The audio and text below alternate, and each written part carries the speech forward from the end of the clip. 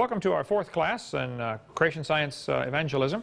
The purpose of this class, for those of you just joining us, is to prepare people to be better equipped to handle questions around the subject of creation, evolution, and dinosaurs. And we want our staff, a lot of our staff are taking the class here, to be better prepared to, they're more valuable as workers here if they know more about what we believe, what we teach, and why we teach it. And of course the object is to get everybody out teaching this. There needs to be thousands of people doing this, one of the goals. So we left off last week talking about the problems with our school system and teaching the kids they're an animal, and sure enough they act like animals and they can't seem to figure it out. Kids are taught today there are no absolutes. This is an extremely dangerous teaching in the school system about there are no absolutes. I was at the University of Wyoming night before last doing a debate up there in Laramie, Wyoming with my son Eric. He's flying back right now. We're doing any second actually. But the professor was a philosophy professor. And it's very, very common in philosophy classes at secular universities for the teacher to tell the kids, now there are no absolutes. Why would they teach them that? Well, if there are no absolutes, then you can't say that's wrong. Because it might be wrong for you, but it's not wrong for me. And therefore, you might think it's wrong to commit adultery, but I don't think it's wrong to commit adultery. So, it's a way of salving their conscience is what it is. Okay? To say there are no absolutes. First of all, you can't have a world without any absolutes. I had a professor one time tell me, he said, there are no absolutes. I said, are you absolutely sure? Of course, that blew his little brain, He said, you're tricking me. I said, no, it's a logical statement. How can you be absolutely sure there are no absolutes? The kid I mentioned, I think in here one time about senior in high school in Pennsylvania. I was speaking at a public school. Kid sat on the second row. He said, Mr. Hovind, I'm an atheist. He said, there's no God. I said, are you sure? He said, oh yeah, I'm sure. I said, well, now do you know everything? He said, no. I said, well, do you know maybe, half of everything? He said, no, I don't know half of everything. I said, well, let's just pretend for a few minutes that you know half of everything. Is it possible then that God exists in the other half you don't know? Wow, brand new thought rattled around his brain for a while and got lost. And then I said, well, son, if you're an atheist and there's no God, how do you tell right from wrong? He said, well, I decide what's right and wrong. He said, I'm the God of my own universe. And I said, well, I'm glad to hear about that, son, because I'm going to shoot you in 5 minutes. He said, you can't do that. I said, well, sure I can. You see, I'm the God of my own universe, and I decided it's fine for me to shoot you. What's wrong with that logic? One guy I debated here recently said, well, we have a collective knowledge. We just intuitively know what's right and wrong. Everybody knows right and wrong. Oh, well, let's tell that to Osama bin Laden.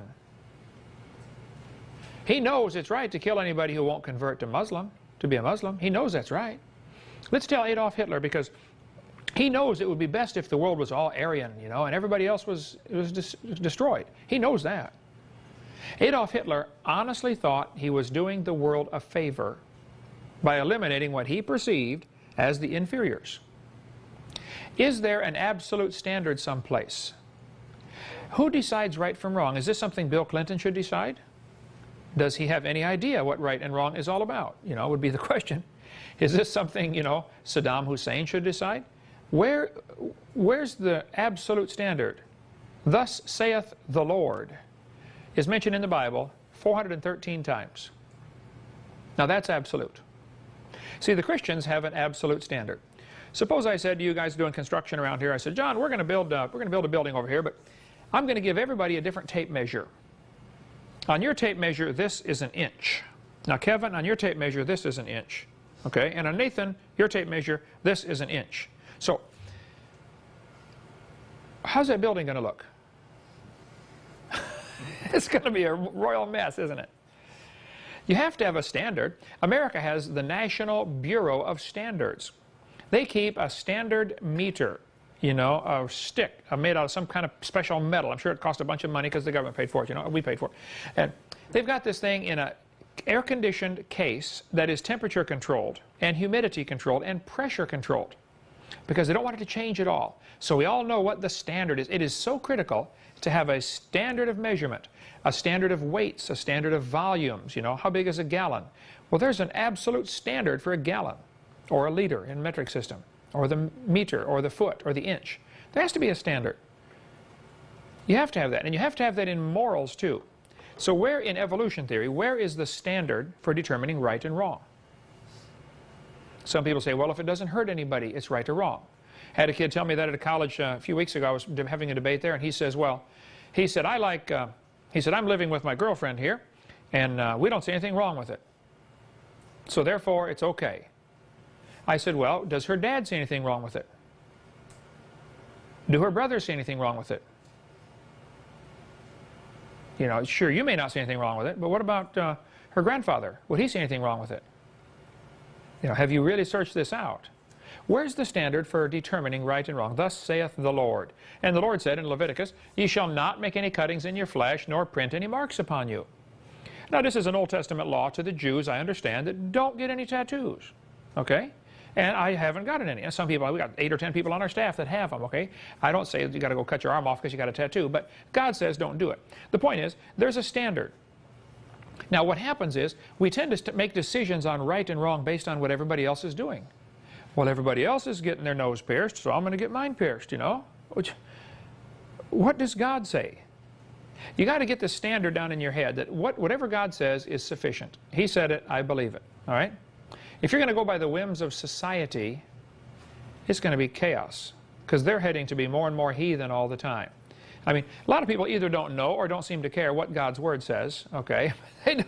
God says your body is a temple of the Holy Spirit, okay? There are many things I can do, but that I do not do, precisely because it would be a hindrance to my witness. I would drive some people off. There's a certain segment of the population that would not listen to me if I had long hair. They just wouldn't listen to me. They would automatically write me off as, hey, this guy is, you know, he's rebellious or whatever, okay? So there's some things I could do, but I don't do purposely because I don't want to drive off. I don't want to drive off anybody because, you know, of my appearance. I don't mind driving them off because of what I teach, my doctrine, okay? That I don't mind. It's just going to happen automatically, you know. But I do mind driving them off because of my appearance or because of my behavior. You know, can I drive 100 miles an hour down the road? Sure. Should I? No, I don't want to offend anybody. So, some things you can do that you shouldn't do. Paul talks about that in Romans chapter 6, 7, and 8. Okay, so, where's the standard for right and wrong? And I go into my seminar part 1 here about how so many teachers just blindly follow the textbooks. They never realize they can teach creation if they want. There has never been a law against teaching creation. Now, later on, much later on, we'll be getting into what can you do in a public school, but I'll give you just a quick synopsis here. Here's the basic history. American school system, and we'll have all this is in our one-room schoolhouse opening up here pretty soon. American school system is pretty interesting.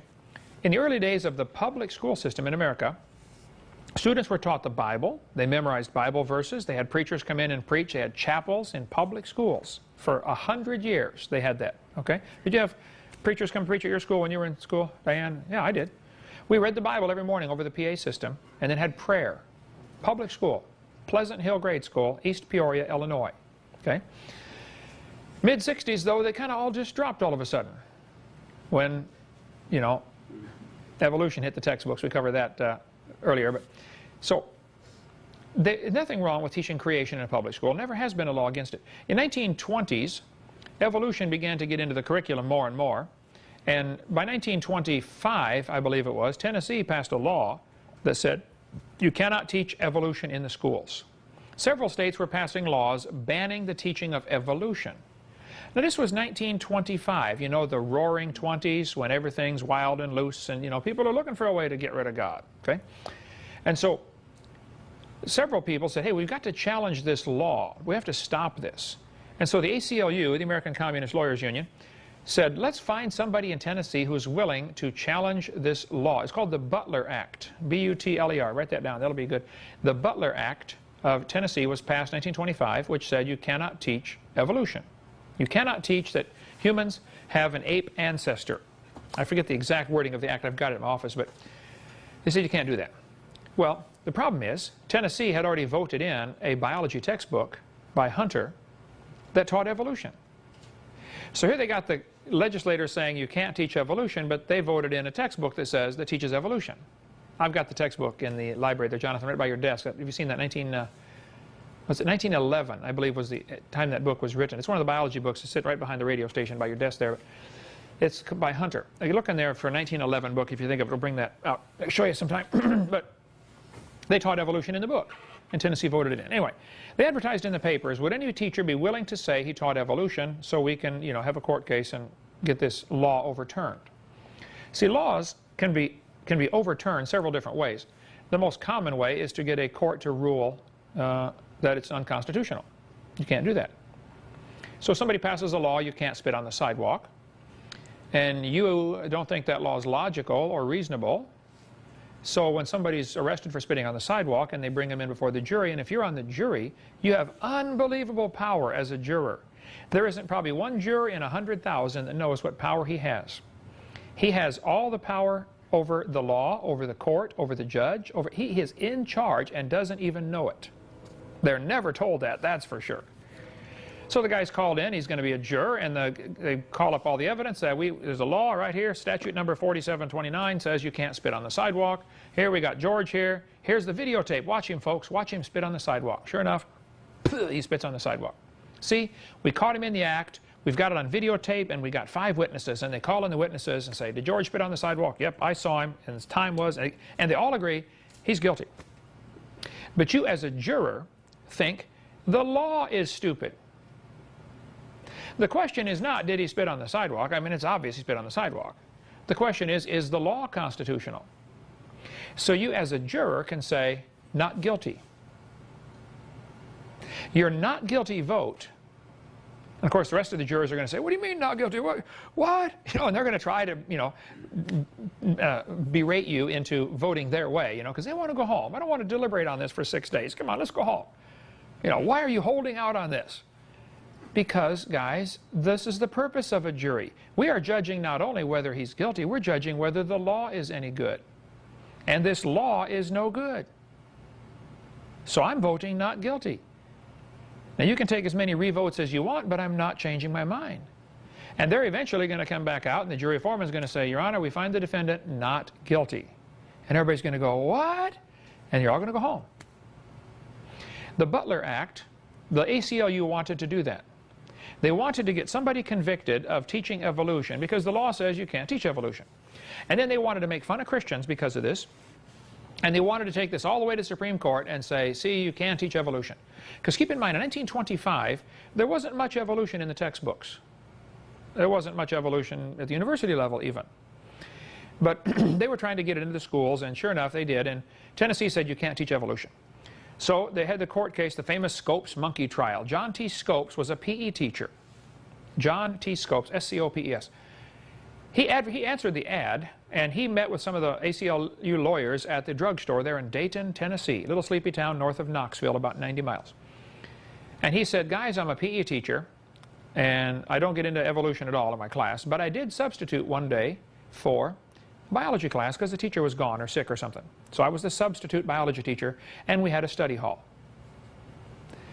So we didn't teach any evolution, but I will claim that I did, if that will help you. And I think they paid him to do that. I don't remember what the deal was. I got the details in the office. But, they paid him to be the witness, And so John T. Scopes said, yep, I taught evolution, and they had a big court trial in Dayton, Tennessee. July 1925, boiling hot in the auditorium, crammed with people from all over the country. People came from other countries, actually, to see this trial. And they were worried the courthouse was going to collapse. It was so full of people. So they finally, and it was hot, boiling hot, so they finally met outside. This is days before air conditioning. Tennessee is hot in July. So they met outside. They held court out there. And after 10 days of trial, the ACLU tried everything to bring in evidence for evolution. They wanted to bring in, Piltdown Man and all the latest finds of evolution. And the judge says, well, no, forget it. None of the evidence for evolution is going to be allowed because that's not what's on trial. The question is, did he break the law? Simple. The law says you can't do it. Did he do it? And so finally he was found guilty of breaking the law. The teacher was John T. Scopes. The famous vice presidential candidate, William Jennings Bryant, defended the law and the creationist position. Now, he did a lousy job on a couple of things. He did not take what's called the young earth creationist position. William Jennings Bryant said, I don't know how old the earth is. He said, the age of rocks doesn't concern me, the rock of ages concerns me. Well, that's a cute answer, but boy, oh boy, did that open the door for, you know, them to make fun of him. And papers all over the country were carrying stories about this trial. I mean, it was up to the minute, you know, news wires going out all over the place. Oh, wow, here's how the trial's going in Dayton, Tennessee. They called it Monkey Town. The atheists and the ACLUs tried everything to make the Christians look bad. But the Christians in that town were very sweet and kind to the visitors coming in. It was just they were just treated them like royalty. Even the atheists, they're treated like royalty. But you can get a movie that shows in almost all the public schools today called Inherit the Wind. Has anybody ever seen or heard of that movie, Inherit the Wind? It shows almost every year in almost every public school. Some class will be showing that movie. The movie was made by, and Spencer Tracy's the main actor in the 1950s version. The whole purpose of the movie was to make fun of Christianity. There's an article on our website called, just type in Scopes, S-C-O-P-E-S, and it'll call up an 8-page article by a guy who did years of research on the differences between the movie and the real trial. Unbelievable thing. They changed all sorts of things. You know how Hollywood, if they're going to have a preacher in a movie, it'll be some wild-eyed, fanatical preacher holding an axe that's blood dripping off it because he just killed somebody. You know what I'm talking about? They do everything they can to make the Christians look bad. You know? That's what they did with this movie, Inherit the Wind. And if they're going to show that movie at your school, you better object to that. And you can make 100 copies of that little 8-page article and pass it out to every kid. So the kids are going to say, wait, teacher, they're lying to us. This movie, they're lying. And they are. They're absolutely lying. But now, if you're an evolutionist and there is no God, how can something be a lie? You know, like Pilate said to Jesus, what is truth? Well, he didn't know. Neither does Bill Clinton. Neither do many evolutionists. You know, what is truth? That's a good question. If evolution is a fact, how do you tell right from wrong on any topic? But anyway, that we'll cover more on this, what happened in the school system. But in 1925, the teacher was found guilty and fined $100 for breaking the law. He did teach evolution. Here's your $100 fine. Well, that was the minimum the law called for. The minimum fine was $100. So the judge said he gave him the minimum, $100. Now, there was a little technicality on how this was all done, and so they appealed it, and on appeal, the fine was overturned. He did not have to pay the fine. He was still found guilty of teaching evolution. And it remained illegal to teach evolution in many states until 1968. In 1968, the last law banning evolution was overturned by the court system, and so now it is okay to teach evolution. There has never been a trial on to say you cannot teach creation. That has never happened. 2 states, Arkansas first in 1980, I believe, and then Louisiana in 1987, those 2 states passed laws requiring that creation be taught. Requiring. Big difference. The court said, no, no, no, you cannot require creation be taught. We didn't say you couldn't teach it, we just said it can't be mandatory. There's a good impact article. By the way, if you don't get the impact articles, they're free from Institute for Creation Research. I would recommend you contact them on their website, icr.org, and say, hey, would you put me on your mailing list? And every month you get a new one of these. They're up to number 380 something now, I believe, one a month, so that's, you know, 380 months worth. They've been doing it since 1970s. They're 10 cents a piece, just little 1-page articles. They're powerful. You could order all of the back issues for like $38.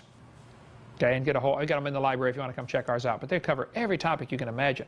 But this one, impact article number 196, was from October, can't read the date there, is that 1990? 1989, okay?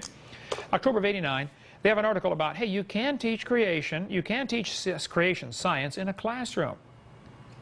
Everybody's worried about, oh, the ACLU said you can't teach creation in the classroom. Yes, you can, but here's what happens. The ACLU has learned all they have to do is threaten to sue a school, and the school will back down. Now, the fact is, they would lose the lawsuit. If they sued a teacher for teaching evolution, or for teaching creation, I'm sorry, they would lose. But see, the school principal looks at this and says, oh, no, a lawsuit from the ACLU is going to cost us millions of dollars to defend ourselves. So the principal is going to call in the teachers and say, look, you can't talk about creation, because we are afraid of a lawsuit from the ACLU. Now the teacher's got a problem. The court says they can teach it, the law says they can teach it, the Bible says they should teach it, and now their boss says they can't. What are they going to do? They're probably not going to teach it. Now, fortunately, many thousands of teachers go ahead anyway. They've learned what kids learn early in life. There's a lesson kids learn real early. Adults kind of forget it as they go along, but it's easier to get forgiveness than permission. Don't ask, hey, can I teach creation? Don't ask. Just do it, okay? Can I show Hovind's tapes in my class? Don't ask that. Just do it. Plug in the tape and the kids are home saying, wow, guess what we learned in school today, you know? Dinosaurs lived with man. And then some dad's going to call the teacher and say, what are you showing my kid, you know? Well, I didn't know there was anything wrong with it. You know, duh. What's the problem? And you can always respond with questions, you know, instead of real answers. Like Jesus responded with a question, you know, when they ask him, you know, is it lawful to pay Caesar? Oh, whose picture's on this? He's asking them a question back. You got to learn to do that. It's called, what's it, demur, traverse and demur. Somebody asks you a question, you respond with a question. Especially if it's a official, you know, trying to get you, you know, nailed on something, you know. Oh, let me just respond with questions, you know. Another long story. We'll get into that more later. Anyway, you should get these impact articles. Teachers can teach creation science in the classroom. Arkansas and Louisiana are the two states that passed laws requiring creation be taught, and nobody caught on, hey guys, this is unnecessary. Suppose you passed a law in Florida that said teachers are required to breathe.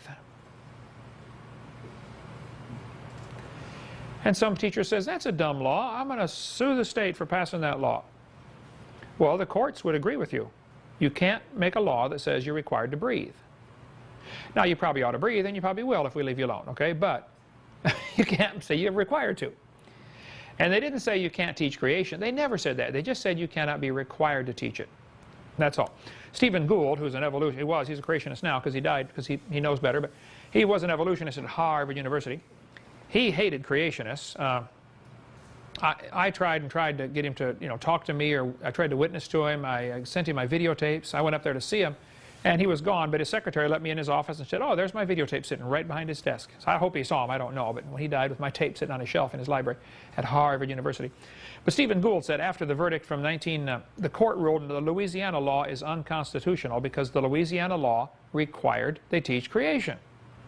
Stephen Gould commented on that in the New York Times. He said, no statute exists in any state to bar instruction in creation science. It could be taught before, i.e. before this law was passed, and it can be taught now. Even he knew you can teach creation.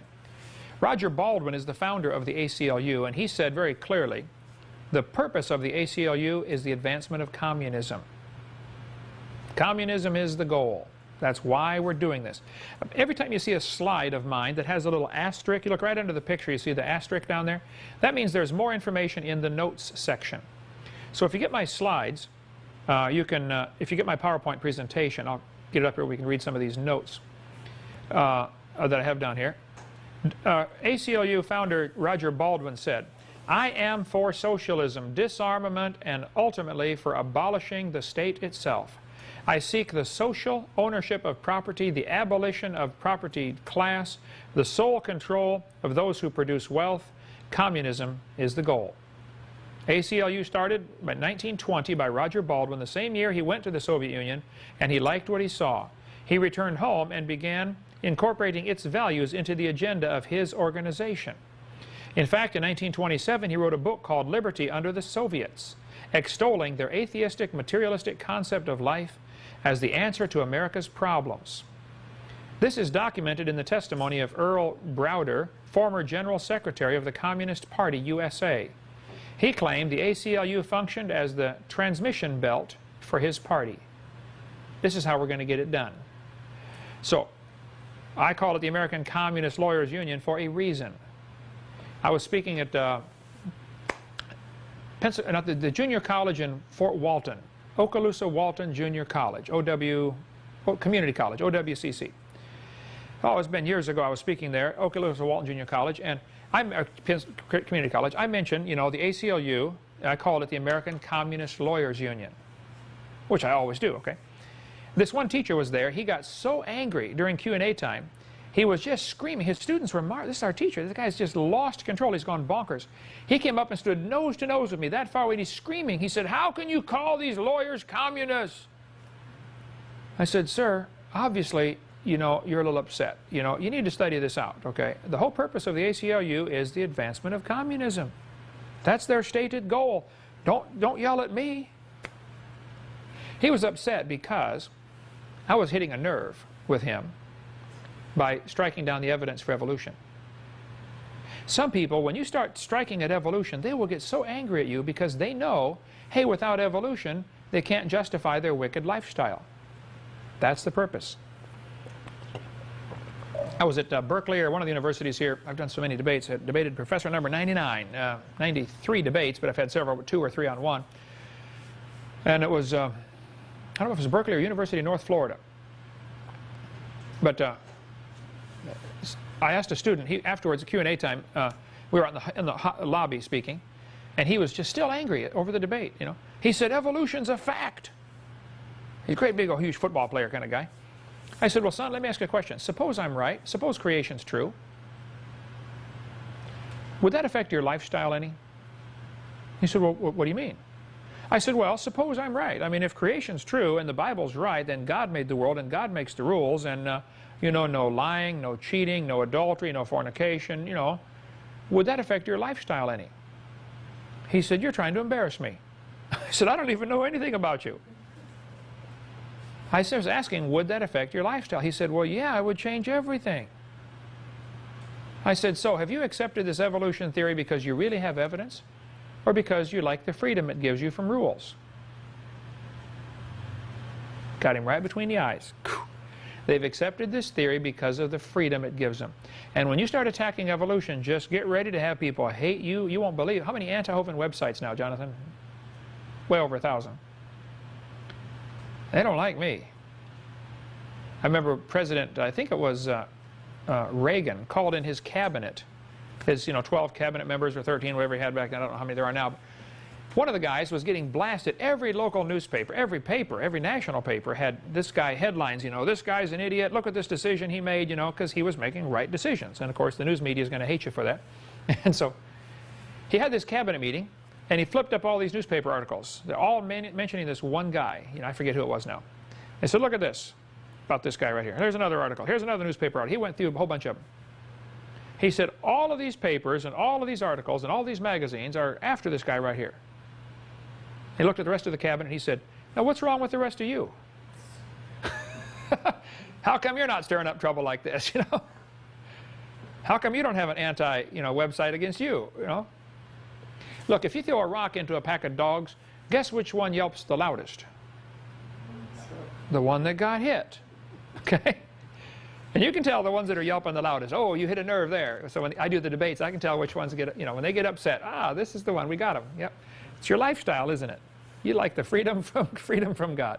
And so when you start blasting the ACLU, you're going to get the same results, okay? But that is the purpose. Now, I would have to say, many lawyers involved in the ACLU, and there is a local chapter in Pensacola, okay? Many of them probably don't even know the history of their own organization, and they don't even know the hidden agenda, or the not-so-hidden agenda of their organization. They think they're just defending civil liberties. Well, if you're in it and you believe that, you have been duped, okay? Come on, you're a lawyer. Figure it out, okay? Think about it. American Communist Lawyers Union is what it is. Now, if a teacher gets up in front of their class and teaches the kids evolution, if they teach them, and millions do, if they say, kid, listen to me carefully, you started off like some kind of slime, and you slowly evolved to a human. Or quickly if you're from Harvard, okay? Any teacher that teaches that better stop and think for a minute. You need to understand, what you're teaching is destroying the faith of some kid. You might have some kid in your class who believes the Bible, and you are destroying his faith. And of course the teachers might say, well, that's what I intend to do. Okay, that's fine. You can do whatever you want, but you better read what Jesus had to say about you. Matthew 18:6. Whoso shall offend one of these little ones which believe in me, it were better for him that a millstone were hanged about his neck and he were drowned in the depth of the sea. Anybody that teaches that junk is in serious trouble when they stand before God. James 3 said, my brethren, be not many masters, meaning teachers, knowing we shall receive the greater condemnation. I take what I do very seriously because of that verse. I speak over 900 times a year now on creation. See, today, 1, 2, it's only my 3rd time today. Okay. But I speak 900 times a year. I teach a lot of people, so I take it very serious. I'm going to be judged severely because what I teach influences other people. I try very hard to be right. I study, I read, I mean, I want to be right. Not because I want to say I'm right, because I'm going to answer to God someday. You know, the Bible says, to whom much is given, much required. God gave us in America freedom. I mean, you could have been in China, you know, or Soviet Union, or you could have been born in some country where it's, you know, 90% Muslim and they enslave the Christians. They actually put chains on them and enslave them. There's probably more slavery now than there was when, you know, Columbus sailed across the ocean or when America set the Negroes free. There's slavery, like, it's unbelievable slavery happening right now in Muslim countries. The Muslims have a slogan they use. They say, when you're in a country and if you're in the minority, you know, just be nice, be sweet, be kind, you know, and have lots of kids. We're going to take over this country by outpopulating the world. And they do, 8 or 9 kids per family. Their slogan is, if you're in the minority, you're a lamb. If you're in the majority, you're a lion. And that's the way they do it. You can go to any country with a Muslim majority and watch what happens to freedoms of anybody else who's non-Muslim. So I'm not anti-Muslim. I'm for truth and against error. Okay, we'll get into more on Muslims on seminar part 7 in about 9 years at the rate we're going here. Okay, here's the story. In the 1950s, the average textbook in America had very little evolution. It just really wasn't talked about much. I remember going to school. I was born in '53, January '53, but I remember, you know, evolution. What is that? Never heard of it. You know. In 1957, by the way, Educational Research and Analysts, this is Mel Gabler's organization in Longview, Texas. Great organization if you want to study textbooks. Their website is textbookreviews. Is it org or com, Jonathan? Do you remember? Textbookreviews.com? Try both. Textbook Reviews. Mel Gabler died a few months ago at age, what, 86. His wife Norma still alive, and the organization's still doing great. But he started 40-some years ago, and his son brought home a textbook, and it had just a serious mistake in it. You know, like Abe Lincoln was George Washington's vice president, or something like that. He said, what? What? And he began reading the book and found all kinds of mistakes. And so he and his wife just, you know, over the next, I don't know how long it took them to get full time, but they devoted their entire life to reviewing textbooks, finding mistakes. Unbelievable mistakes. One of them had the equator going through Florida. And I saw the picture of it. I said, well, dumb stuff. Historical goofs that are just incredible. And they have a review of almost every textbook written in the last 40 years. They work on a donation basis. You know, send them $50 or $100 and say, hey, look, send me the review of this textbook, and they'll give it to you. They'll probably do it for free. They would do it for free, but send them something. The textbook reviews got started back 42 years ago, whatever, about the time evolution became a popular theory. Because they found all kinds of mistakes. Not only did they find mistakes, they found just bold-faced lies that are being used to support the evolution theory. And they're still probably the organization that textbook publishers fear most. They are scared stiff of this Mel Gabler's organization, the Educational Research Analysts. These are his numbers, okay? After reviewing thousands of textbooks, how many words are devoted to evolution in each textbook? In the 1950s, almost nothing. A couple thousand words. 1957, the Russians beat us in the space race by launching Sputnik. You guys probably old enough to remember that when the Americans panicked. The Russians are ahead in the space race. Wow, there's going to be nuclear war. The sky is falling. I mean, Life magazine ran articles, how you can survive fallout. In case of a nuclear war, how you can survive. They said the Soviets are ahead of us in science because they're teaching evolution. What does evolution have to do with putting up a satellite? What does evolution have to do with any scientific advancement? I've asked people all over, can you name one scientific advancement we have because of this evolution theory? Just name one. Never had anybody name one. They say, well, modern medicine would fall apart without evolution. Oh, that's a bunch of baloney. There isn't a doctor on the planet that cares about evolution while he's operating on somebody. Quite the opposite. I mean, when he cuts them open, he expects to know generally where the appendix is. You know, it's pretty much the same on everybody, right? Okay. Wow, his appendix is up by his left ear. What happened here? He must be evolving. No, it's always going to be halfway from the ilium to the belly button. You're right in that neighborhood somewhere, okay? It's always going to be there. So they said, you can survive fallout. And people built bomb shelters. There were articles in magazines how to build a bomb shelter. I remember distinctly as about a 10-year-old kid, my dad sitting down with the whole family discussing the possibility of nuclear war. 1963. 62, 63 in there. He said, kids, there's a possibility, you know, we're going to have nuclear war. The Soviets are so far ahead of us in science, and we may have to build a bomb shelter. And my dad was quite the builder, always building stuff. We built several houses as a family, the kids and I, and dad and the kids together. And we had serious plans to build a bomb shelter in East Peoria, Illinois. And probably several hundred people in our city did. And they stocked it with fresh water supplies and fresh food and, you know, batteries and flashlights. I mean, they had whole lists in the paper. Don't forget to bring this and this and this, and, you know, it was incredible. It was scary because people were scared, oh, wow, the Soviets are ahead in science. And the excuse was they're ahead because they teach evolution. In 1959, it was the 100-year anniversary of Darwin's book being published. Now, I have said in my previous seminars, and I found out it's wrong, okay, so I'm going to correct it here right now. They did not publish a 1959 anniversary edition that we can find. If you can find one, let me know. But I have said, in the 100-year anniversary edition of Darwin's book, you know, Arthur Keith said blah, blah, blah. That is not correct. It's true Arthur Keith said that, but it's not true he said it there, okay? Apparently nobody's been able to find a 100-year anniversary edition of Darwin's book. But it was the 100th anniversary of Darwin's book. So but there wasn't an edition published then, as far as anybody can find. But in 1959, President Eisenhower asked Congress for $1 billion for the Department of Health, Education, and Welfare, New American Education Fund, for the promotion and publication of the new science of evolution. $10.5 million was given to the National Science Foundation for the new 9-part theme curriculum teaching evolution. The NSF provided the Biological Sciences Curriculum Study, BSCS. And it was full of BS, I can assure you. I have one of the books in our library if you want to come and look in the science books in there in the early 60s. And by the way, the BSCS, I don't know if they're still publishing this year, but for years they published textbooks on evolution, on biology, that were consistently the most packed with evolution. No other books that I have in my library have more evolution than the BSCS series. Okay? Biological Sciences Curriculum Study.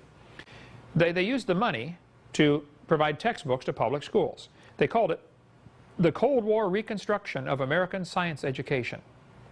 If you want to get more on this topic of what happened in the 1959, 60, 61, 62 era, you can call Bob Fry, FrySci@AOL.com. Bob Fry lives in Minnesota, near Minneapolis. He's a good friend of mine, and he speaks on creation. And his field of expertise, like I speak on dinosaurs and creation, he just focuses in on education and is really, really knowledgeable on the subject. So tell Bob I said hi. But FrySci@AOL.com, you can get a hold of Mr. Fry and say, because he's one who sent me this information in this book right here. Well, there's plenty of other people who speak on this topic, but what happened? They began really pushing evolution into the schools with this new grant money. And just about the whole U.S. curriculum was rewritten in the early 60s.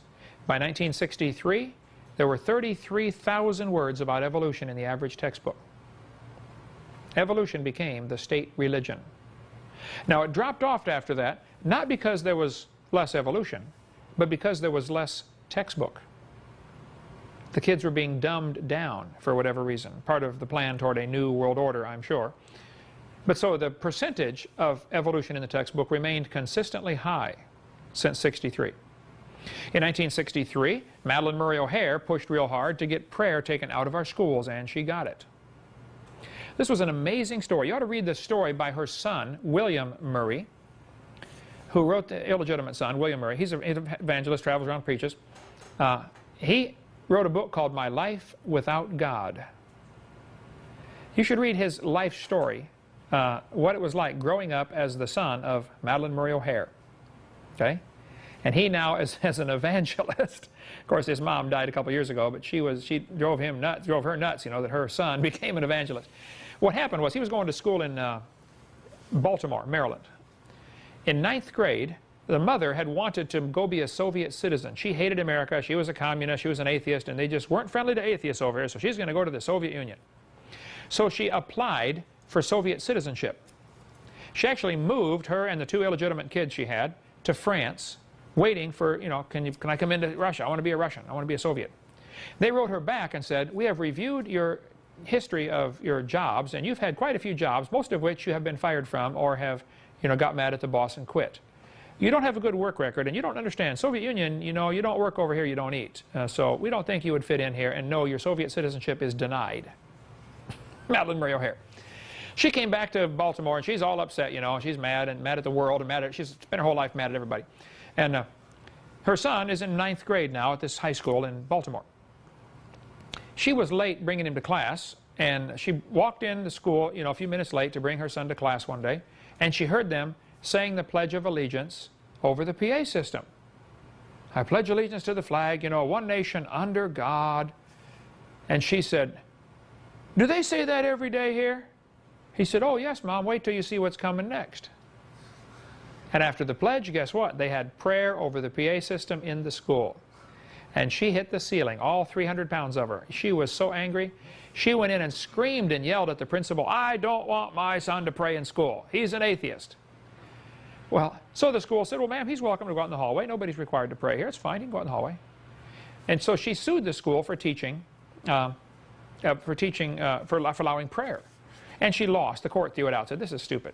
She appealed it, went to the appellate level. She lost again. She went to the state Supreme Court. She lost again. She went to the federal appellate court, I believe was the sequence. She lost again. She went to the Supreme Court and won. And prayer was taken out of our schools because of that lady's efforts right there. Now, there's a guy that lives in Mobile, Alabama, that works at a church over there. It's a friend of mine. He's been over here many times at Dinosaur Adventureland. He worked for Madeline Murray O'Hare in Texas at her atheist organization as a lawn keeper. And he carved her a special walking stick because she had back trouble and she had heart trouble, mostly head trouble, a lot of it. But he carved her a walking stick so she could walk around with this cane. She never knew it. But he had made the top where it would unscrew, and inside he hollowed it out, and it was a miniature version of the Bible inside there. She walked around with this cane with a miniature version of the Bible in her hand for years. Never knew it. Claiming atheism, God, there is no God. It's pretty, just a little bit of trivia to throw in there. But anyway, Madeline Murray O'Hare, by 1962 or 3, had prayer taken out of our schools, and in 1963 we saw incredible problems come into the moral system of the world. We'll talk about that. We'll be back from a 5-minute break. What happened since 1963? Let's take up where we left off here before the break about what's happened since 1963. These are what we're going to cover now is what's called a moral indicator. How do you tell if a country's having trouble? Well, you can look at your own personal bank account and see some indicators that, wow, I'm in trouble. The balance keeps dropping every month. Or, my outgo exceeds my income. Or, there are indicators that you're going to have trouble if you don't do something to stop it. There are some moral indicators you can look at to say, wow, what's happening? We're going to have some problems here if we don't put a stop to this. Since 1963, the percentage of teenage girls having sex before marriage has grown incredibly. Okay? Not realizing, see, they're following Hollywood's lie that, oh, you're missing out on all the fun. I had this pressure when I was a kid, all my buddies in school are talking about all the girls they've been with, and are all bragging in the locker room. Well, I said, look, I'm just going to save myself from marriage. And it's interesting. I went for my 30th high school reunion a couple of years ago, and all the guys that were bragging about all the women they had are now divorced 3 times and paying alimony all over the country. And I've been married 32 wonderful years and got a gorgeous wife, and my kids live right next to me, and all my grandkids come visit Grandpa all the time, and I'll take what I've got over what they've got any day. Just don't listen to Hollywood. They don't have a clue. But what happened, once you start teaching kids in the early 60s, hey, we're just an animal, we evolved from an animal. Well, what do you expect? Now, there may be several other things involved in this great rise. Okay, I'm not saying evolution is the only cause of it, but the teaching of evolution certainly is a major cause of what we're about to show you. Some people have argued, well, that's when color television became popular. Okay, well, you want to blame color TV for this? I suppose you can, but I don't know, okay. Some people say that's when the birth control pill came out. Now there you might be onto something. Okay, maybe the birth control pill does have a factor because people think, well, hey, we can have sex if I get, I won't get pregnant because I got this pill to take. Okay, maybe that was it. 1963, though, was when we also saw a great rise in sexually transmitted diseases. Now this is for 10 to 14-year-old kids. 1963, we saw a great rise in unwed birth rates. Again, for 10 to 14-year-olds, there's been a 550% increase in pregnancies. Why the different numbers? Well, the 100% is the increase in actual live birth rates. The 500% is the pregnancy, so the difference there are those being aborted. California right now is trying to pass a law that says parents of minor children have to be notified if their girl's going to go have an abortion. Which is obviously wonderful, but think how stupid it is to not have it that way. I mean, your 12-year-old girl can't take an aspirin at school without parents' permission. But she can go get an abortion, which is life-threatening. Can we possibly be that stupid in this country to allow such a thing? The number of out-of-wedlock births, illegitimate children, fatherless, raised in a fatherless home, has increased incredibly. Now, over a third of all the kids born at the hospital are born to a couple not married. In the black community, it's close to 60%. 60% of the kids were born in the hospital and the parents aren't married. Well, you say, big deal. Oh, it is a big deal. Kids who are brought up in fatherless homes account for 53% of the teen mothers. I mean, it seems to go on to the next generation, okay? 63% of youth suicides, kids who kill themselves, are from illegitimate children. 71% of high school dropouts, 85% of youths in prison, and 90% of homeless or runaway children come from these fatherless homes. It makes a giant difference. You have to have a dad in the house, the biological dad in the house. Now, kids that are raised without their biological mother and father can still turn out and serve God in incredible ways, okay? But the odds are against it. See, God says He will become the father to the fatherless. That's a powerful verse. I know many kids that were orphaned or whatever, or dad left the family or whatever, they claim that as their verse. God, I didn't have a father, and I want you to be my father. He says, I'll become the father to the fatherless.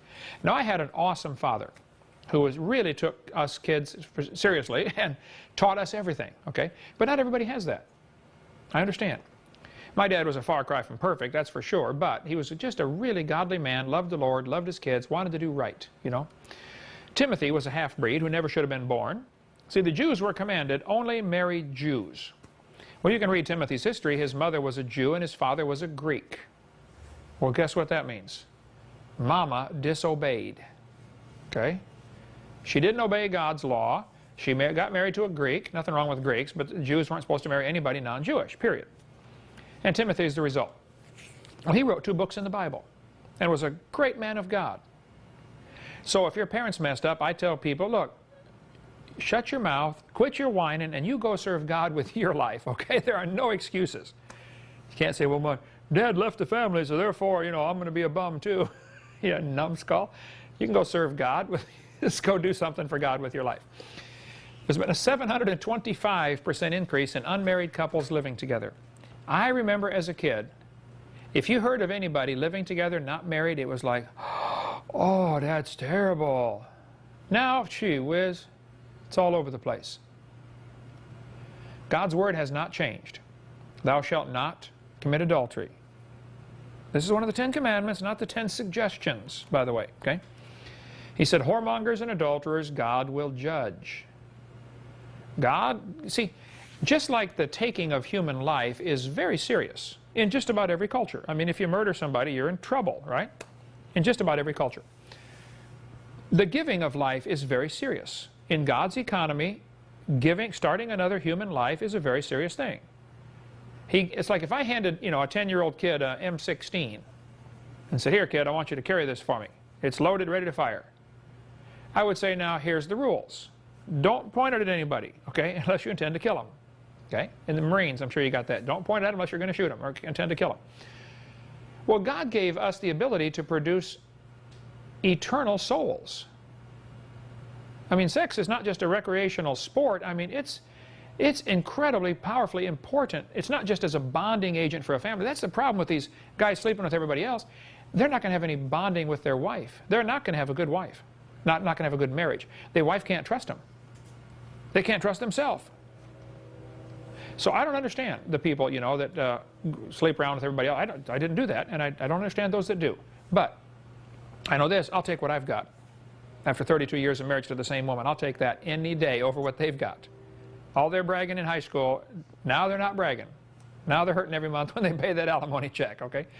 God said, whoremongers and adulterers, God will judge. Hebrews 13. By the way, that same passage says, marriage is honorable in all and the bed undefiled. But whoremongers and adulterers, God will judge. Matthew 5, Jesus said, I say unto you that whosoever looketh on a woman to lust after her hath committed adultery with her already in his heart. Not just actual adultery, but even looking and lusting. And I say in my seminar, look, ladies, that's why it's important how you dress. God designed the system pretty simple. The man looks at the woman's body, gets excited, and that causes the whole process of starting making children, okay? That's the way it works. I mean, it works that way in all the animal kingdom too. So, if you're not in business, don't advertise, all right? And I don't know, here we are in Pensacola, you know, you go down to the beach and it's bear season all year long out there. Well, just because there's water and sand doesn't mean you can take off most of your clothes, okay? I don't understand. Well, I'm at the beach. Lady, you got less on than you do for underwear normally. I mean, if you were walking down the mall like this, you'd be embarrassed. But now there's water and sand and you're not embarrassed. Are you dumb in any other area? You know? Well, I just want to attract them. Well, you're attracting them all right, but it's not the kind of attention you want. And see, those women that attract people with their body, what are they going to do when they don't have a good body? What are they going to do when they're sick? What are they going to do when they're old? The husband's going to leave them for somebody else. So if you attract them with your body, well, then you're going to lose them when you don't have that body. Attract them with your Christian spirit, okay? You love them for who they are, the real person, okay? That's another long story. Divorce rates have gone absolutely nuts in our country until the early 80s when it began to drop off. Well, why did it drop off? Because they just weren't getting married. Therefore, you don't need a divorce. I remember the slogan, they say, we know the cause of divorce, it's marriage. Well, duh. So therefore, don't get married. You know, average length of marriages in America now is 7.2 years, as of 1998, a couple years ago. 50% of first marriages end in divorce. 68% of second marriages end in divorce. The grass is not greener on the other side of the fence, guys. It's artificial turf, okay? Or they have a huge water bill. It's just not greener. Keep that first wife and just work out the problems, all right?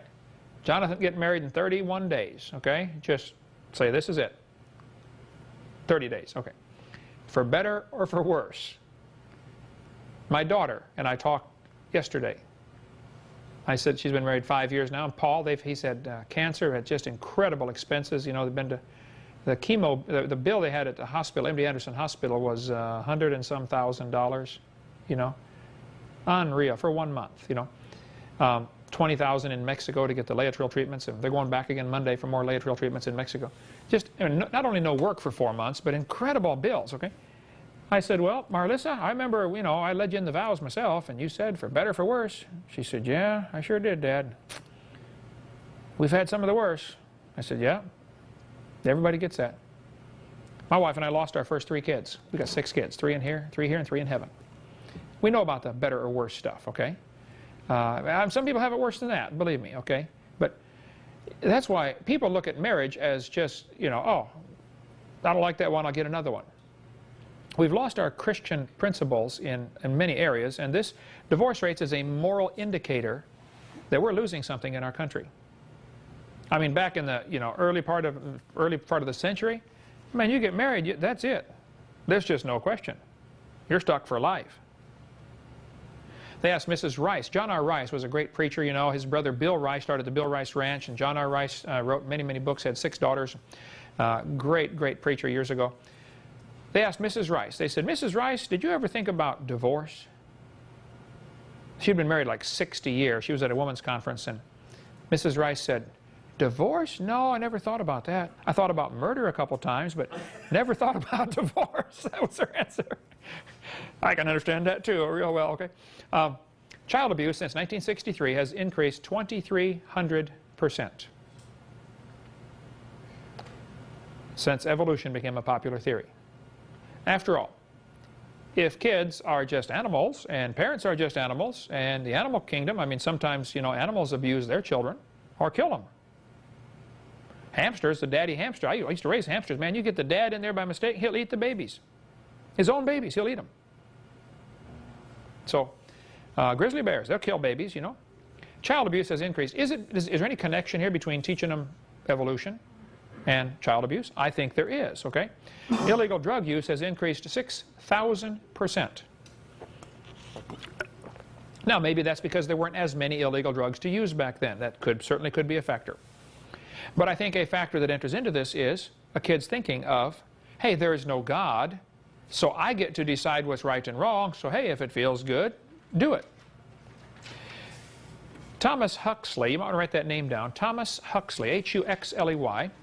When Darwin's book came out, Darwin kind of wrote the book, published it, and kind of went and hid, you know, in his house, because he knew it was going to raise a stink.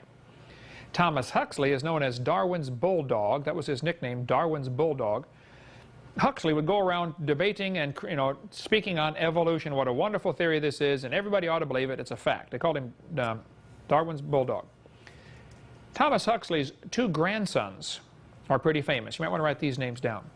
Aldous Huxley and Julius Huxley. They're his grandsons. One of them became the founder of UNESCO, the United Nations, Sex Education Council. Okay? And another one became famous for really starting the whole drug culture in America.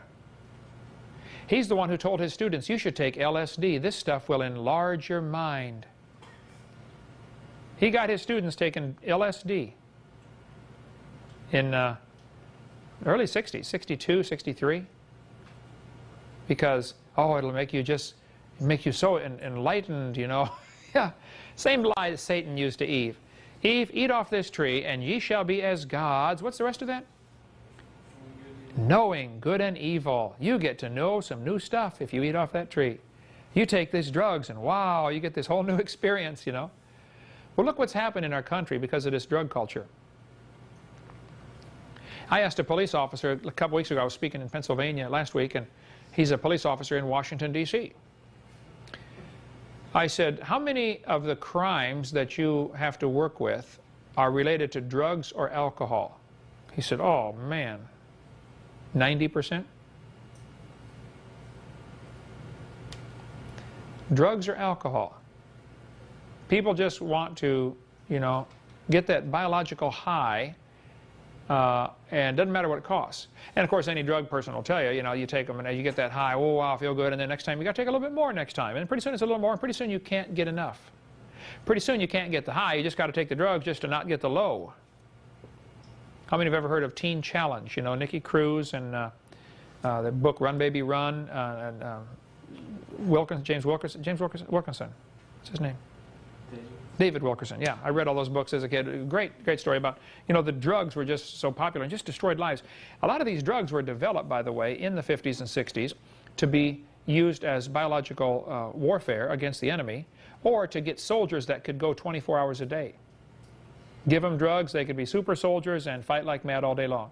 Adolf Hitler took heroin, I believe it was, on a regular basis. Or speed. Hitler would say, before the doctor could get the needle out of the arm, I felt the surge of energy. And Hitler just worked, you know, relentlessly. I mean, none of his staff could keep up with him. The book I just read a few weeks ago called The Pink Swastika, we ordered a case to put in the library here, is about how Hitler's SS troops were 90% gay, queer, homosexual. 90%. I read lots about Hitler and the Holocaust, okay? I've been over there a couple times. I just love reading about Hitler, watch every movie I can find on Hitler and the Holocaust, because I think it ties directly into evolution, and we'll get into more of that later. But I wondered, how can these people be so cruel?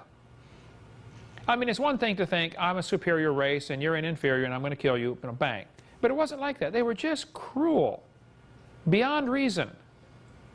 I mean, if you're going to kill a chicken to eat it, don't be cruel to it, you know, don't pluck one feather at a time. Go ahead and kill it, and then pluck the feathers and eat the thing, or cook it and eat it. But when you realize how this ties into not only evolution that Hitler believed and his troops believed, but into homosexuality, now it's like, wow. See, read Romans chapter 1. They refused to accept God. They didn't want to retain God in their knowledge, so God gave them up.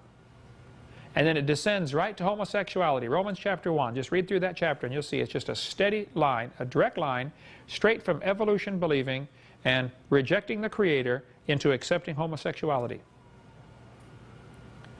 They said one of Hitler's Guys was all upset. He said, 1 million men in our army are gay, or queer, as they called them back then, homosexual. By the way, in that book, Hitler's The Pink Swastika, it tells what happened. There was a group of people that started. There are two kinds of queers in Germany. One was called the Butches, the masculine, macho, beat-up-everybody kind of guy. And the other were called the Femmes, you know, the, hi, what's your name, you know. The Butches and the Femmes, okay? About 20% of the gay people were Femmes, and about 80% were the Butches, they called them, okay? Well, the Femmes had an institution started called, it is in German, I forget the big long name for it, but something basically the Sexual Disorientation Institute or something. Anybody with sexual problems, you know, they would keep records and try to help them. It started in 1920. Well, they had all kinds of records on almost all of these, you know, Hitler's bigwigs, okay? And so 4 days after Hitler came to power in Germany in 1933, which, by the way, was done with Roosevelt's money, it was rich people here in America that funded the rise of Hitler, okay? That's another long story, 1933, how Hitler had the money to come to power because of American help. Hitler was, in 1938, I believe, Time Magazine's Man of the Year. Joseph Stalin was on Time Magazine twice as Man of the Year. And those in that era. I'd like to get a copy of those, by the way. If anybody can get me a copy of those magazines, just a picture, you know, showing Time Magazine having Hitler as Man of the Year. You know? I bet that magazine's hard. We need that for our science center, right? This next room out here, the museum about the dangers of evolution. So if you can get Stalin or Hitler, the Time Magazine, an old one, please send it to me.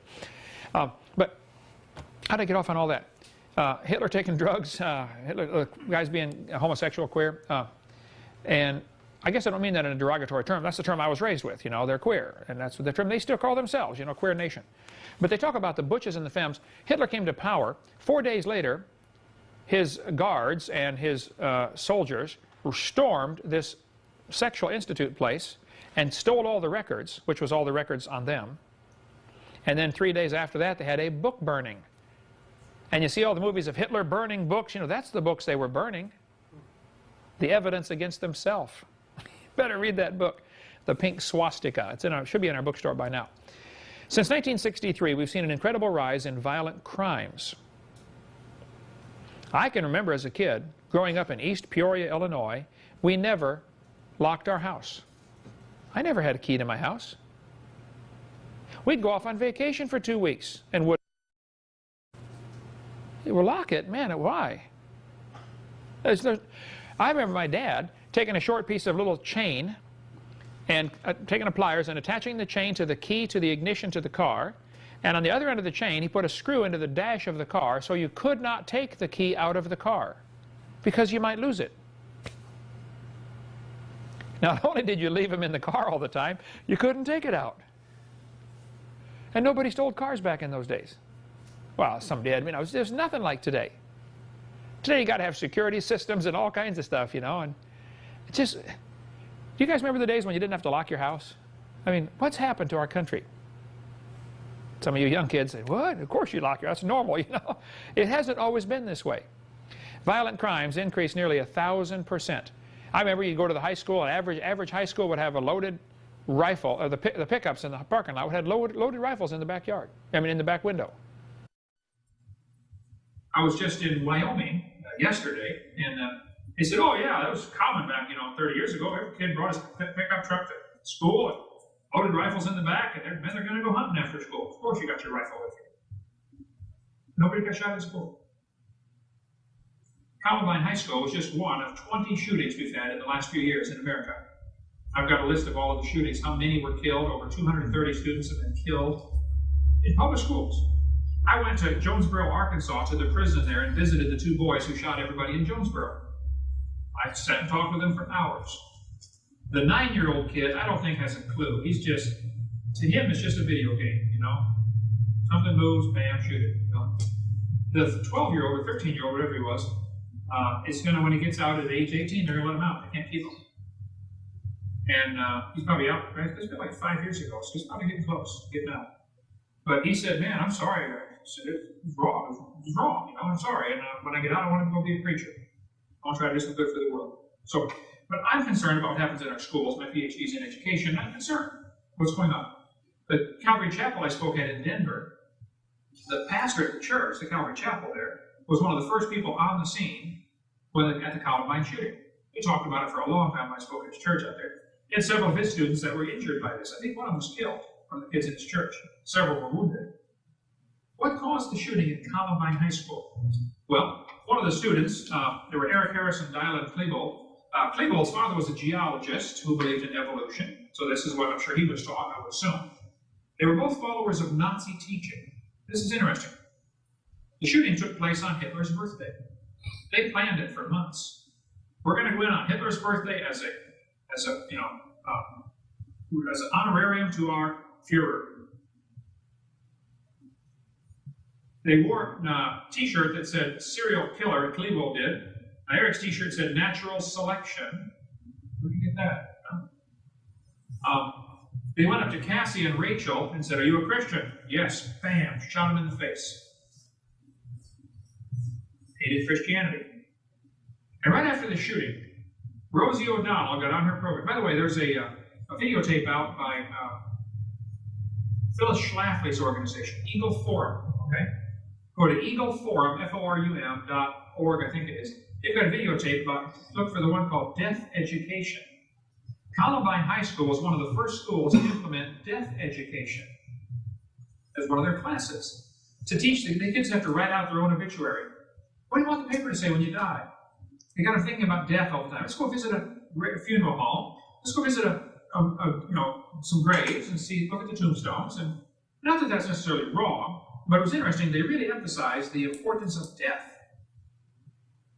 Death education, they called it. This is a video by the Eagle Forum. It's called Death Education, I believe, or something like that. Angels of Death. No, Death Education. You can check them out. Anyway, they certainly were taught all kinds of strange things, and the boys were on some kind of drugs too. Ritalin does all kinds of strange things. If your kid's on Ritalin, man, get a hold of Bill Sardi's website, billsardi.com, S-A-R-D-I, and just see what Ritalin and all these drugs are doing to these kids. Here's the problem.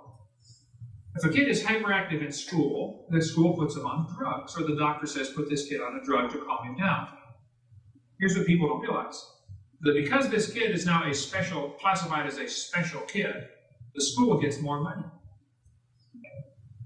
Goes right back to love of money, root of all evil. So they encourage parents, hey, your kid's kind of hyper, why don't you take him and get him some Ritalin or something, Secretly, we're hoping to get more funding for our school, we need a new gymnasium. Love of money, root of all evil. So the kids are on some of these drugs and stuff like that. Some of them are antidepressants, which just make you go bonkers in your thinking, okay? And there's a long, long story behind that one. Right after the shooting, Rosie O'Donnell came on TV on her program and said, see, we need more gun control. Rosie, those kids broke 18 gun laws going into that school. 2 more gun laws would not have slowed them down. Rosie cannot figure it out. But one guy figured it out, put it on the tire cover on his van. I saw that, and I said, I've got to get a picture of this. This explains everything. He said, blaming guns for Columbine is like blaming spoons for Rosie O'Donnell being fat. That is classic. It's not the spoon's fault, Rosie, okay? And it's not the gun's fault either, okay? See, guns don't kill people. People kill people. And we don't need gun control, we need criminal control. They got it so backwards, they think you're going to stop crime with gun control. And then the only people that have guns are the criminals. All right? Well, I like to give the analogy, you walk into a bank and you're standing there going to do your business and some guy walks in and pulls out a gun. Everybody lay on the floor. Well, everybody lays on the floor. Now, imagine you're in Texas. You walk into the bank, just about everybody there's armed, they keep it hidden, or some state where they allow you to carry, concealed weapons. And some guy pulls out a gun, everybody lay on the floor. Pretty soon, 40 more guns pointed at him. No, sir, you lay on the floor. While we kick the snot out of you, okay? I believe everybody should be armed. That's how you control the criminals. The police can't protect you. I got a book in the library called Call 911 and Die. If the people aren't defending themselves, it's going to fall apart. I didn't teach my kids to shoot till they were about 3. I probably waited too long to start 2.5. By the time they're 3, they didn't learn, look, this is the gun, here's the end the bullet comes out of. Here's how you make it work, and If you touch it, I'm going to spank you, without me telling you to go ahead and touch it, but I wanted to know. And I never told my kids, hey, pretend like it's loaded. It's loaded, man. An unloaded gun is a club. If I pick it up, I want a gun, not a club, okay? I know, I are loaded, ready to fire. Oh, you got to put the safety off. Pick it up, flip the safety, bam. I mean, I've never shot anybody. I hope I never have to. But it's one of those decisions you have to make when you're cool, calm, and collected. If somebody breaks in my house to harm my family, I'm going to shoot them. Not because I hate them, but because I love my family. It's just a decision you make when you're calm. You got to do that. And some people disagree. My dad was in the Marines in World War II, and as probably a 7 or 8 year old, we started going to the Mennonite church in East Peoria. And we went there until I was about 12, to the Mennonite church. Of course, they're pacifists, don't fight. Don't get involved in the war. Don't resist evil, don't fight for the other cheek, etc. And they kind of gave my dad a hard time for being, hey, you were in World War II, you're an ex-Marine, and So we finally left the church, went to a Methodist church, I was frying pan into the fire. But that's another long story. But the idea of not defending yourself, I don't see that in Scripture. There are two kinds of wars. There's wars of aggression, where you go try to take somebody's stuff away. Okay? Those are wrong. But when you're defending yourself from the aggressor, those are perfectly right, perfectly justified, perfectly fine. Somebody comes, tries to steal your stuff, or hurt your family, hurt your wife. One of my jobs as dad is to be the provider for the family. I take that as provide not only the groceries, but provide the safety. And somebody's, when my daughter was dating, I'd meet the new boys, and, hey, son, good to meet you, and, hey, what do you do for work? What do you do for hobbies? I'd say, I like guns. Let me show you my gun collection, And I'm a real good shot. Oh, I can shoot the eyeball off a frog at 100 yards without scratching his eyelid, I remember we had a rifle range in our basement when I was a kid. 22 rifles we'd shoot in the basement of the house, East Peoria, Illinois. We got where we would set up matches and light the match by striking it right on the right spot. You can hit right where the white part meets the red part and light the match. And then try to blow it out without breaking the match by getting the bullet to go right next to it. I mean, it got to where there's no competition after a while when you can put all 10 bullets in the same hole. So I like guns. I've never shot anybody. But I think we have gone nuts in this country with this gun control idea. They are totally wrong branch of the tree. We control the criminals, not the guns. Okay? Go to Switzerland, look at their crime rate. Everybody's required to have a weapon and 1,000 rounds of ammunition. Switzerland's never been invaded. Now, maybe that's because they got mountains around them, but maybe that's not the reason, okay? SAT scores have plummeted since 1963. This is the Scholastic Aptitude Test, is what it stands for, SAT. This is a test the kids take to get into college. The college wants to see this score. How smart are you? Do we want you in our college, If we bring in a bunch of dummies, we're going to have whole new classes for bonehead English and bonehead math, and we don't want to do that, And we want our name, Harvard, to have some meaning to it, So you just can't come here unless you score a certain score on the SAT or college entrance placement exam or something. Well, twice in the last 40 years, they have dumbed down the test. They did it in the late 70s. They made the test dumber, made the answers easier. Notice the score went back up a little bit in the early 80s. They have dumbed down the test. They dumbed it down again in 1995. It's in the Chicago Tribune. SATs get dumber. New scores will be higher, but the standards are lower. So what does that mean? That means the test is becoming meaningless. I've got someplace in my computer, Jonathan. Did you see that? I think I'm going to give it to Daniel. The 8th grade graduation test from 1890. Has anybody ever seen any of those old tests from the 1800s? To graduate from 8th grade, they had to take a test that probably most college graduates today could not pass. And the questions they asked, name all the parts of speech and give an example of how to use them in a sentence.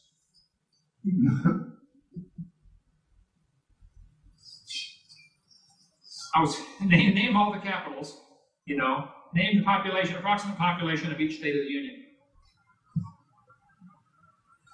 I was with a family the other day, somewhere I was traveling. This lady said, was it you, Diane? Said, I can name the capital of every state. That was good, yeah. Can you still do that? You can name the capital of every state. Anyone you throw on. Anyone. Okay, Hawaii. H. H. Yep. You got it.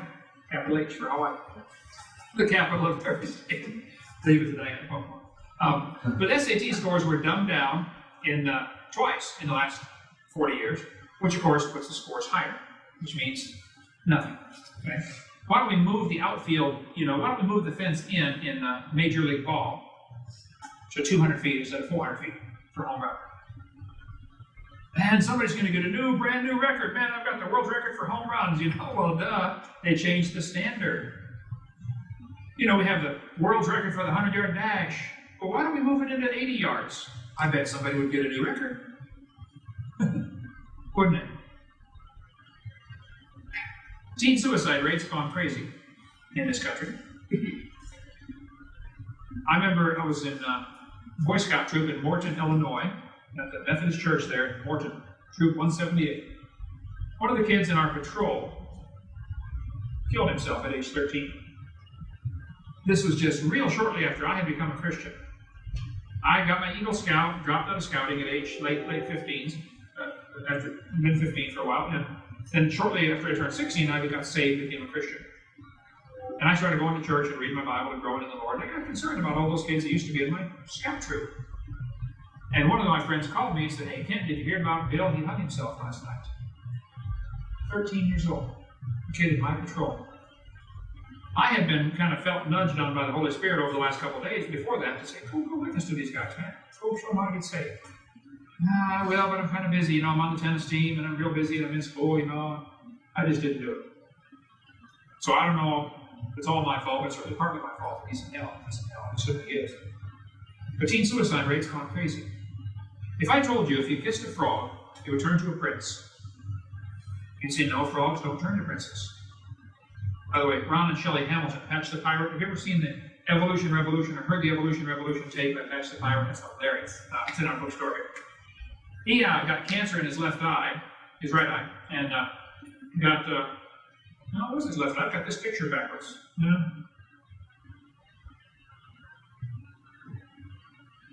That can be his right eye. He got cancer in his eye. That was everyone. I think I got the picture inverted, but still, it had to be the right eye, wouldn't it? The picture inverted? No, I mean it's left one if the picture's inverted. That'd be the left eye. Yeah. I believe it was left eye, so I got the picture inverted. Who cares? Oh, I'm sure he cares, right? But I said, I was taking a bunch of slides, back when I used a slide projector, God bless me, I'll never see another one of those, But I said, Shelley, I need a picture of somebody kissing their husband so I can tell the frog to the prince story. Would you kiss this frog for me? She said, well, hold on, my hair's a mess. She fixed her hair back. She said, nobody's going to see this picture, are they? I said, no, nobody's going to see this picture, Shelley. They've been here tonight with Richland years ago. We need to get them back. Great family affair. His ministry is Patch the Pirate. It's awesome. Travels around, does ministry for kids as Patch the Pirate. But long story. No, frogs don't turn to princes. Anybody with half a brain knows that. But in the textbooks, they do. You see, we started off like an amoeba, slowly evolved to a frog, and very slowly became a prince. It's the very same fairy tale. Frog turns to prince. But it's kind of interesting to me. If a frog turns to a handsome prince quickly, we all know it's a fairy tale. However, if the frog turns to the prince slowly, well, now that's modern science. Why does it happening slowly make it scientific?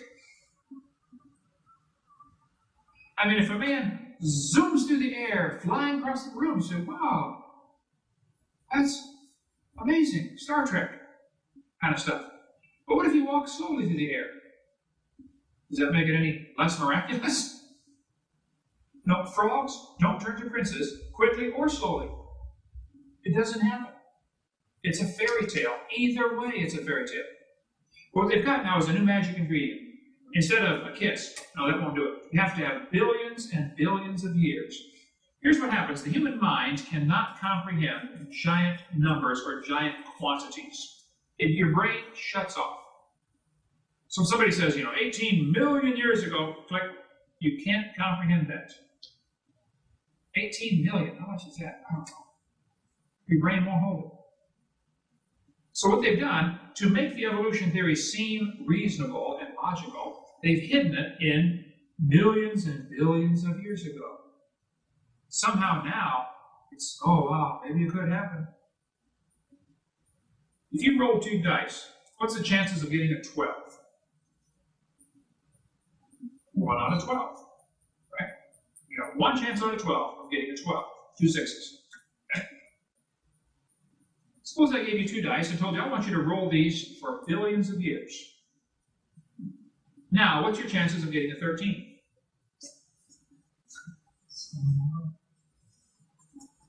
Still 0. Actually, way before the billions of years is up, you're going to wear out them dice, and you're going to wear out your hand, and get tired of playing this game, and you're going to go do something else, okay? They said, well, if a monkey would type on a typewriter, he might eventually type out, Genesis chapter 1. Now, the monkey would get tired of typing on the typewriter. Who's going to put the paper in there? Who's going to fix the typewriter? Who's going to feed that monkey? It's not going to work, okay? We'll get into more of that later. So, billions of years is now the magic ingredient. This textbook says, 4th grade textbook. You look about dinosaurs, boys and girls, shows them a dinosaur and says, this is billions of years ago, clues left by the dinosaurs. Billions of years ago. I spoke at a public school, I forget where I was now, but there's 300 first graders. I remember that. Huge school, there were 300 first graders. I got all these first graders in the room, and try that sometime, speak to 300 first graders. I held up a dinosaur, and I said, boys and girls, when did dinosaurs live? Instantly. I mean, it wasn't a microsecond till all of them shouted out in unison, millions of years ago. Now, these kids can barely read, okay? How is it that Satan has gotten across his message to kids before they can even read? Where has the Christian emphasis been? Didn't Moses tell us in the book of Deuteronomy, you're supposed to speak about the scriptures and read it to your kids when they lay down, when they sit down, when they stand up, when they enter the house, when they leave the house? Be constantly talking about God's word and scriptures. Drive this into the heart of your kids. We failed. But Satan has not failed. He has done his job. He has driven into the heart of the kids. Dinosaurs lived billions of years ago. And we here at Dinosaur Adventureland are going to try to counteract that as best we can. Because it's not true. It's one of those brainwashing things kids have gone through. And I'm sorry, it happened, okay? I didn't do it, but I was influenced by it. I loved dinosaurs as a kid. I remember reading all the books about dinosaurs, and I just read that stuff and soak it right in. And then I became a Christian at 16 and said, wow, something's different here. What I'm reading in this Bible is different than what I've been taught all my life. How can I reconcile this? For more information on other materials offered by Creation Science Evangelism, call us at 850-479-DINO. That's 850-479-3466. Or visit us online at www.drdino.com. That's www.drdino.com. Driving them off because of what I teach, my doctrine, okay? That I don't mind. That's just going to happen automatically, But I do mind driving them off because of my appearance or because of my behavior. Can I drive 100 miles an hour down the road? Sure. Should I? No, I don't want to offend anybody. So, some things you can do that you shouldn't do. Paul talks about that in Romans chapter 6, 7, and 8. Okay, so where's the standard for right and wrong? And I go into my seminar part 1 here about how so many teachers just blindly follow the textbooks. They never realize they can teach creation if they want. There has never been a law against teaching creation. Now, later on, much later on, we'll be getting into what can you do in a public school, but I'll give you just a quick synopsis here. Here's the basic history. American school system, and we'll have all this is in our one-room schoolhouse opening up here pretty soon. American school system is pretty interesting. In the early days of the public school system in America, students were taught the Bible. They memorized Bible verses. They had preachers come in and preach. They had chapels in public schools. For 100 years, they had that, okay? Did you have preachers come preach at your school when you were in school, Diane? Yeah, I did. We read the Bible every morning over the PA system and then had prayer. Public school, Pleasant Hill Grade School, East Peoria, Illinois. Okay? Mid-60s, though, they kind of all just dropped all of a sudden when, evolution hit the textbooks. We covered that earlier. But so, nothing wrong with teaching creation in a public school. Never has been a law against it. In 1920s, evolution began to get into the curriculum more and more. And by 1925, I believe it was, Tennessee passed a law that said You cannot teach evolution in the schools. Several states were passing laws banning the teaching of evolution. Therefore, it's okay. I said, well, does her dad see anything wrong with it? Do her brothers see anything wrong with it? You know, sure, you may not see anything wrong with it, but what about her grandfather? Would he see anything wrong with it? You know, have you really searched this out? Where's the standard for determining right and wrong? Thus saith the Lord. And the Lord said in Leviticus, ye shall not make any cuttings in your flesh, nor print any marks upon you. Now, this is an Old Testament law to the Jews, I understand, that don't get any tattoos. Okay? And I haven't gotten any. And some people, we got 8 or 10 people on our staff that have them, okay? I don't say you got to go cut your arm off because you got a tattoo, but God says don't do it. The point is, there's a standard. Now, what happens is, we tend to make decisions on right and wrong based on what everybody else is doing. Well, everybody else is getting their nose pierced, so I'm going to get mine pierced, you know? What does God say? You got to get the standard down in your head that whatever God says is sufficient. He said it, I believe it, all right? If you're going to go by the whims of society, it's going to be chaos, because they're heading to be more and more heathen all the time. I mean, a lot of people either don't know or don't seem to care what God's Word says, okay? God says, your body is a temple of the Holy Spirit, okay? There are many things I can do, but that I do not do, precisely because it would be a hindrance to my witness. I would drive some people off.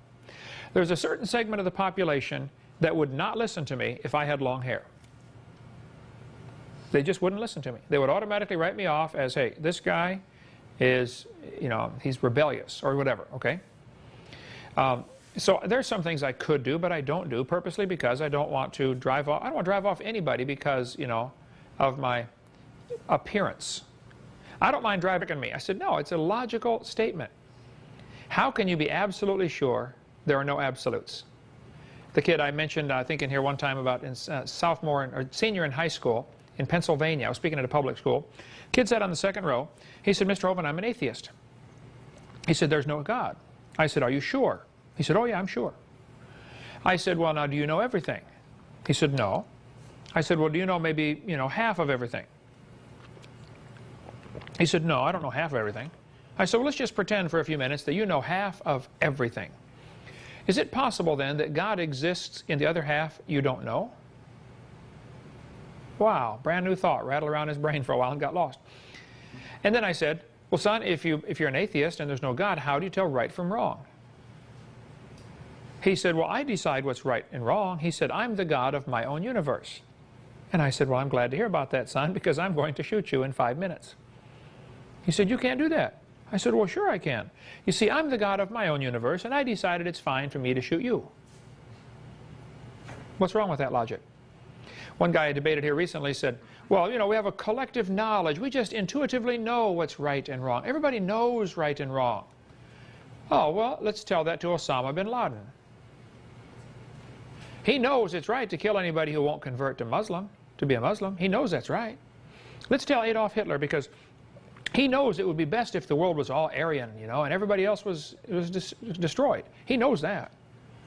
Adolf Hitler honestly thought he was doing the world a favor by eliminating what he perceived as the inferiors. Is there an absolute standard someplace? Who decides right from wrong? Is this...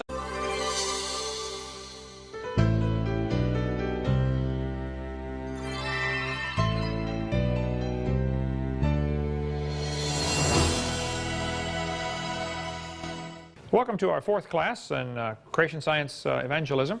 The purpose of this class, for those of you just joining us, is to prepare people to be better equipped to handle questions around the subject of creation, evolution, and dinosaurs.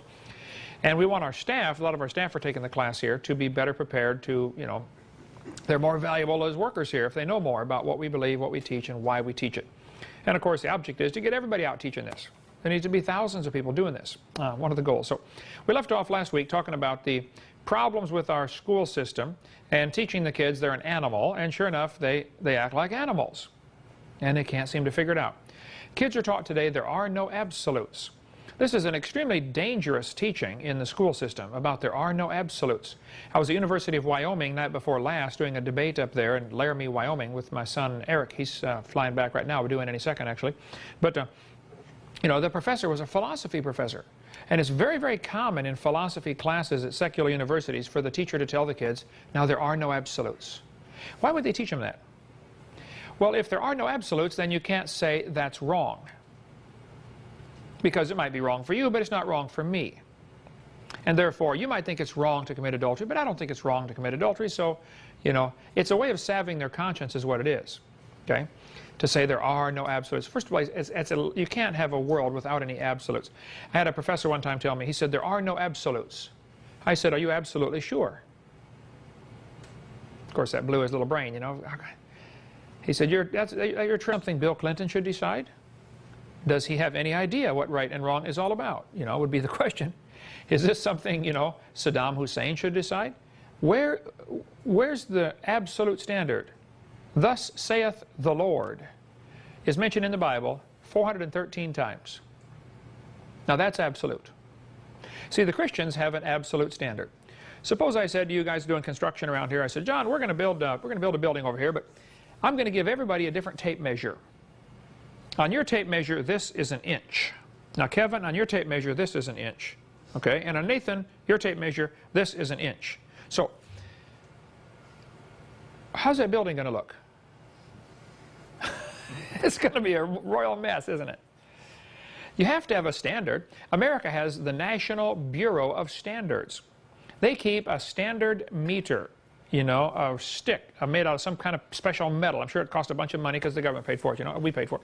And they've got this thing in an air-conditioned case that is temperature controlled and humidity controlled and pressure controlled because they don't want it to change at all. So we all know what the standard is. It is so critical to have a standard of measurement, a standard of weights, a standard of volumes. You know, how big is a gallon? Well, there's an absolute standard for a gallon or a liter in metric system, or the meter, or the foot, or the inch. There has to be a standard. You have to have that, and you have to have that in morals too. So where in evolution theory, where is the standard for determining right and wrong? Some people say, well, if it doesn't hurt anybody, it's right or wrong. I had a kid tell me that at a college a few weeks ago. I was having a debate there, and he says, well, he said, I'm living with my girlfriend here, and we don't see anything wrong with it.